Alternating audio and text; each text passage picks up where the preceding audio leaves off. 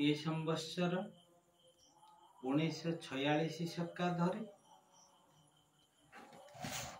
राजा हेले चंद्र, मंत्री बृहस्पति, पुरोहित रवि, ग्रह विप्र शुक्र, परीक्षक बुध, करण शनिश्चर, डगर मंगल, ताड़नीय चंद्र, प्रतिहारी बुध, दंडकार शनि, आस्थान रक्षक रवि, अर्थरक्षक बृहस्पति। ये संवत्सरटा देश पाई शुभाशुभ मिश्रित फल दब। दारिद्रता सेतेटा रहिबो नाही। लोकमानक मुखरू बा लोकमान पेटकू आहार जीव। भोकिला के रहिबे नाही। देश पाई मोटामोटी मंगलकर परिस्थिति देखा दब। किंतु वर्षर शेष पर्याय रे महाविपत्ति देखा दब।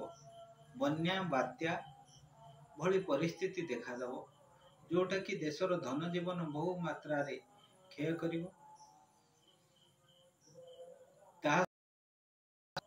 अग्नि उत्पादन विपद मध्य देखा दब। भूकंप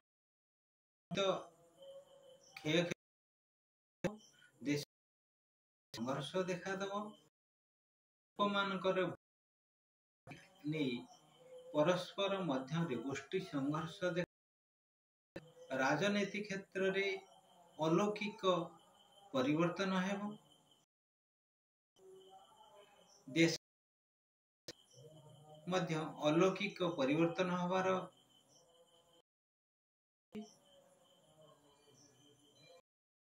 ज्ञान क्षेत्र,